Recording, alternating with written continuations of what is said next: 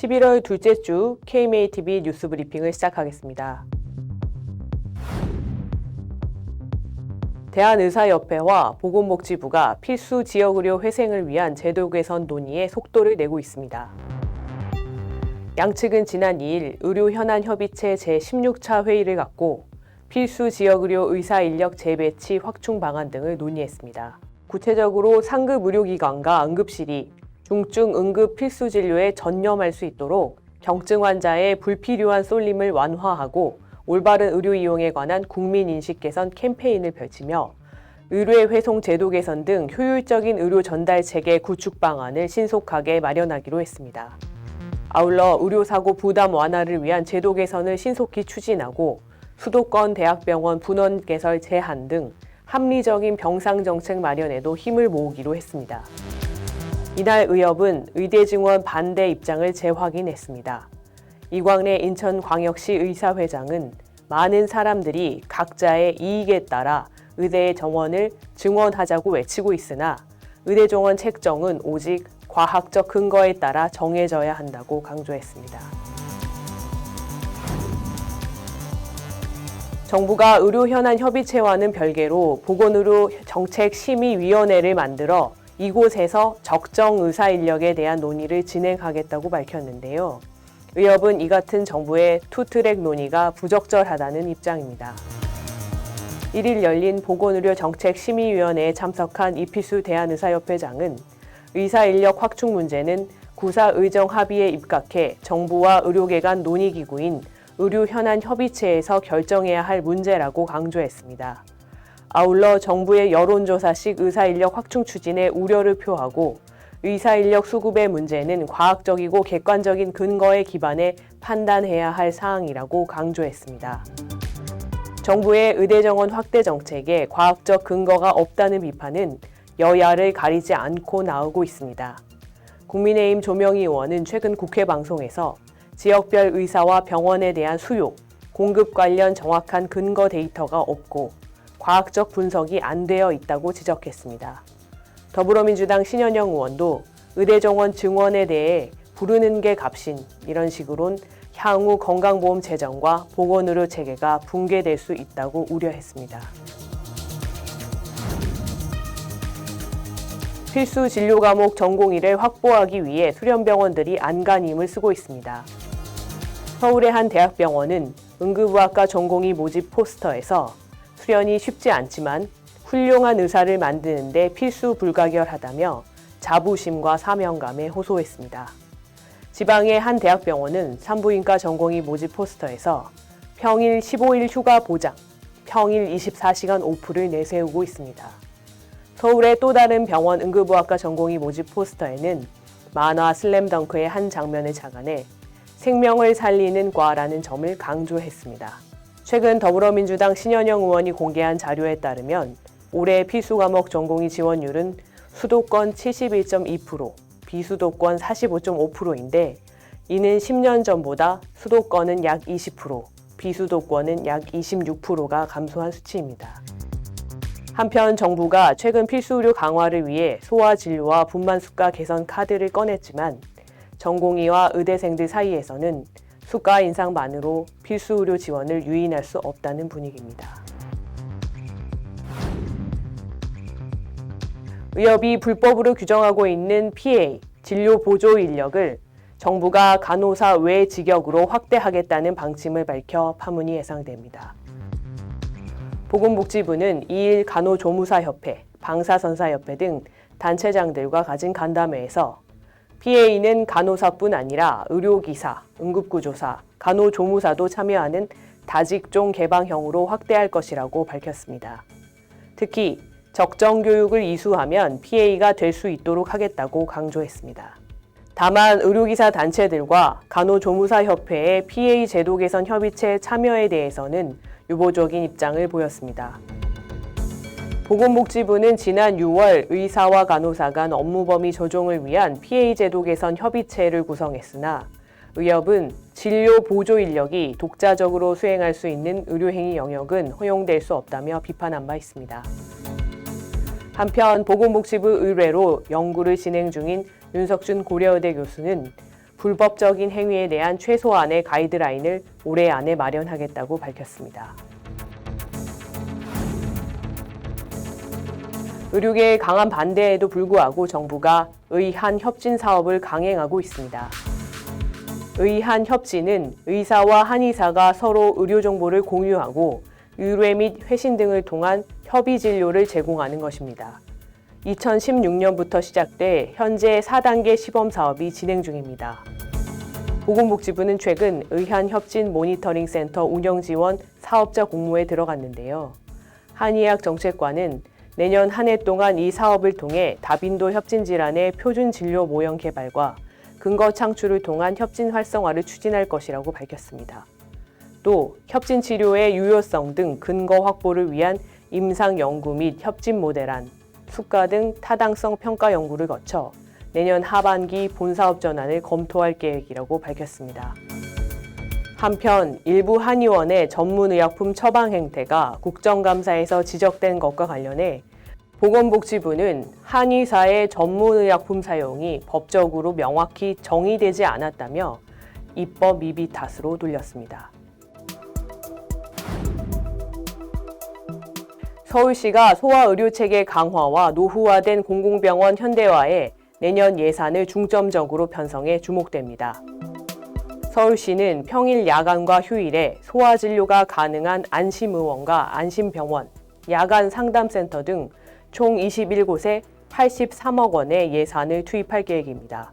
또 어린이병원의 발달지원센터 리모델링 공사에 10억 원을 투입하고 고위험 임산부 의료비 지원을 위해 1인당 최대 300만 원, 총 14억 원을 배정했습니다.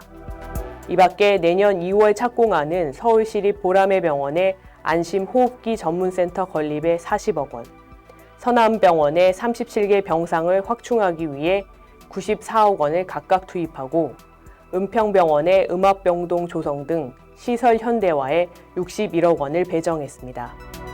서울시 강남구도 야간 휴일 소아진료 의료기관을 4곳을 확보해 진료건당 3만 5천 원을 지원키로 했습니다. 고령화와 노인 진료비의 급속한 증가가 건강보험 지속 가능성에 부정적인 요인이 되고 있다는 지적이 제기됐습니다. 국민건강보험공단과 건강보험심사평가원에 따르면 지난해 65세 이상 노인 인구는 875만 명으로 전년 대비 5.2% 늘어 전체 인구의 17.0%를 차지했습니다. 노인 진료비 역시 약 45조 7천억 원으로 전년 대비 10.6% 늘어나 전체 진료비의 43.2%를 차지했습니다. 특히 지난해 연간 500만 원 이상 고액 진료비 환자 392만 명 중 60세 이상 노인 환자가 262만 명으로 66.9%를 차지했습니다.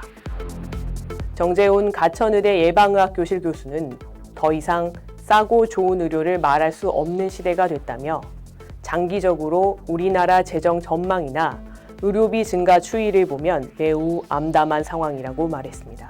또 필수 의료 위기나 인력 불균형 등 다양한 문제들이 나오고 있지만 보건의료 지속 가능성이 이것들을 압도하는 문제라고 강조했습니다. 정부가 올해도 건강보험 정부 지원금 중 상당액을 지급하지 않고 해를 넘기는 것이 아니냐는 우려가 나오고 있습니다. 국회는 지난 5월 법 개정을 통해 오는 2027년까지 건강보험 정부 지원금을 연장하면서 건강보험 재정에 대한 국가 책임을 강화하기로 했습니다. 그러나 올해 약 11조 원의 지원금 중 현재 8조 7천억 원이 지급되지 않은 상태입니다. 국민건강보험공단 노조는 성명을 통해 건보 재정에 대한 국가 책임을 포기하려는 행태가 우려스럽다면서 올해 남은 2달 동안의 정부 지원금 지급 계획을 정확히 밝히고 정부 지원금의 항구적 법제화 등 재정 안정화를 위해 본연의 역할을 강화해야 한다고 주장했습니다. 노조에 따르면 지난 2007년 건강보험 정부 지원법이 법제화된 이후 정부는 건보지원금을 단 한 번도 제대로 지급하지 않았고 누적 미지급금은 총 32조 원에 달합니다. 독감 치료 주사를 맞고 추락상을 입은 환자에게 병원이 수억 원을 배상하라는 판결이 내려져 논란입니다. 2018년 12월 독감으로 응급실을 방문한 17세 A군은 타미플루 계열 독감 치료 주사제인 페라미플루를 맞았는데요. 다음 날 오후 7층 창문 아래로 뛰어내려 하반신이 마비됐습니다. A군 가족은 의료진으로부터 환각이나 이상행동 부작용에 대한 설명을 듣지 못했다며 소송을 제기했고, 법원은 의사의 주의 의무 위반을 인정해 5억 7천여만 원의 배상 판결을 내렸습니다. 이에 대해 대한의사협회는 인과관계는 물론 기존 법리에 비춰볼 때 설명 의무 범위에 해당하는지 불분명하다며 약제 설명에 기재된 주요 부작용을 모두 설명하는 것은 실무상 불가능하다고 지적했습니다. 특히 사망 등 치명적인 결과를 피하지 못할 수 있는 것은 의료 행위의 본질적 한계라며 고의가 아닌 불가항력적 의료사고에 엄격한 잣대를 적용하는 것은 불안정한 진료 환경을 조성하고 방어 진료를 부추길 것이라고 우려했습니다. 의료계의 강력한 요구에 따라 불가항력 의료사고 국가보상제 논의가 급물살을 타고 있습니다. 대한의사협회와 보건복지부는 지난 2일 의료분쟁 제도 개선 협의체 첫 회의를 갖고 불가항력적 의료사고에 대한 의료기관의 부담 완화와 피해자 구제 방안에 대해 논의했습니다. 애초에 논의는 불가항력적 분만 사고로 시작됐는데 보건복지부가 보상 범위를 소아진료까지 확대할 계획인 것으로 알려졌습니다. 의료분쟁 제도 개선 협의체에는 정부와 의료계, 소비자계, 법조계 등이 참여하고 있는데요. 대한의사협회 대표로 참여하는 전성훈 법제이사를 만나 협의체 관련 이야기를 나눠보겠습니다. 네, 바쁘신 가운데 찾아주셔서 감사드립니다. 네, 이사님, 필수의료 붕괴와 지역의료 공백 문제를 해소하기 위해서 의료 현안 협의체를 발족해서 계속적으로 활동해 왔는데요. 진행을 하다 보니까 그 의료 현장의 그 법적 분쟁화 또는 의료의 형벌화라고 부르는 이런 경향들이 좀 본격적으로 논의되기 시작한 것 같습니다. 첫 발을 뗀 것이 의료분쟁 제도 개선 협의체가 시작된 걸로 볼 수가 있겠는데요. 이 발족하게 된 이유가 무엇이라고 보시는지요? 네, 잘 아시다시피 필수 의료 붕괴는 더 이상 미룰 수 없는 시급한 현안이 되었습니다. 그래서 정부는 지난달 19일 필수 의료 혁신 전략을 발표했고, 핵심은 지역 공립대병원이 중증 응급에 대한 완결 치료를 할 수 있도록 획기적으로 강화한다는 것입니다. 근데 이제 의료계 내부의 여러 조사에서 확인할 수 있듯이 필수 의료가 붕괴하는 주된 두 가지 이유가 낮은 보상과 과도한 형사처벌입니다. 정부는 앞서 말씀드린 필수의료 혁신 전략에서 공립대병원 필수의료센터에 대한 보상을 지속적으로 강화하겠다라고 발표했는데, 이것만으로 충분치 않음을 이제 정부도 잘 알고 있고, 그래서 필수의료 종사 의료인들에 대한 과도한 형사처벌을 제도적으로 개선할 목적으로 관련 이슈를 중점적으로 논의하기 위해 의료분쟁 제도 개선 협의체를 발족한 것으로 알고 있습니다.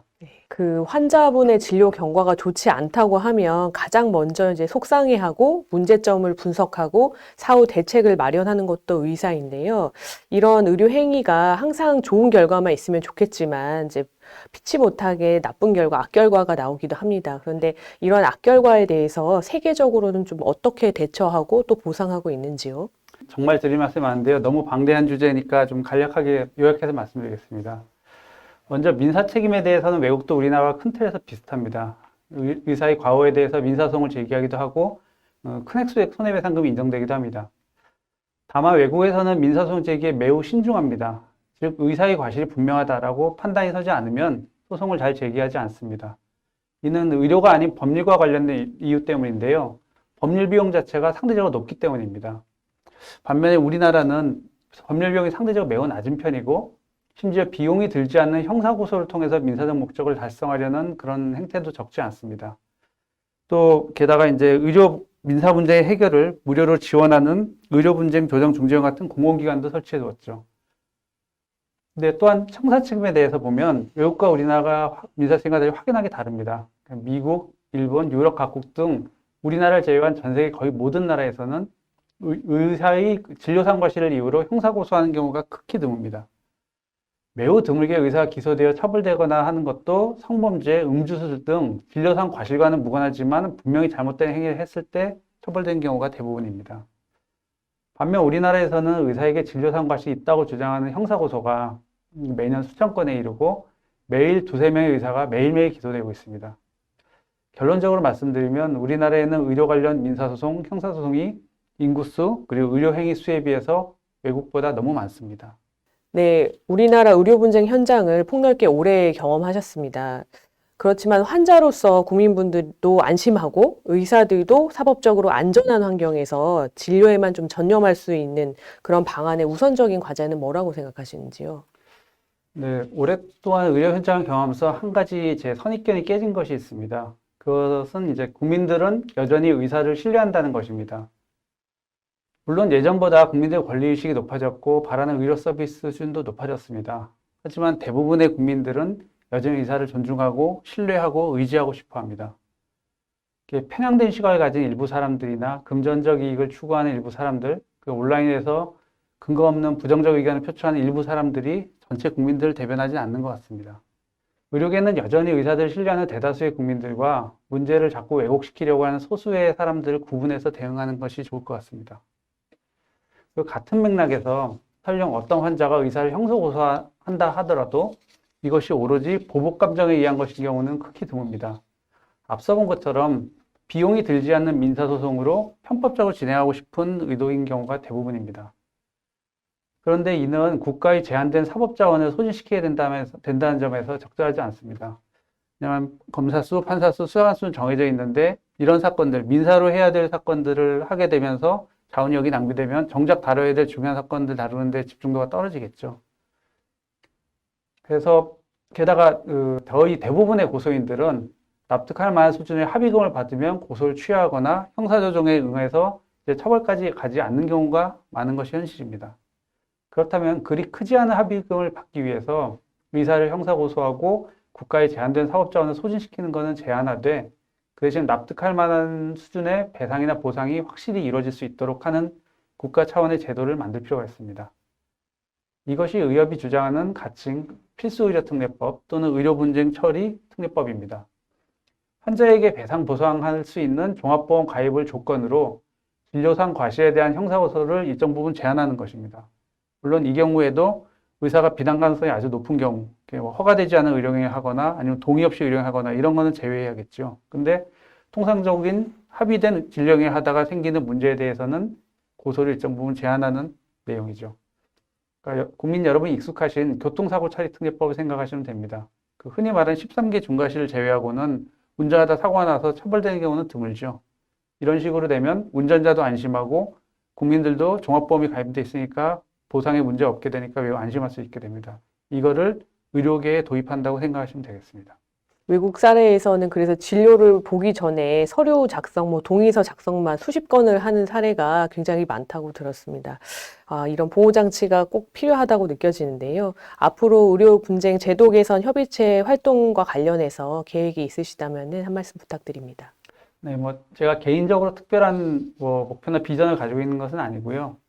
14만 의사를 대표하는 최고의 전문가 단체인 이제 협회에 회원 여러분들께서 고견을 전해주시면 이걸 잘 정리해서 좀 더 설득력 있게 가다듬어서 정부, 법조계, 시민단체 등을 설명하고 전달하는 것이 제 역할이라고 생각합니다.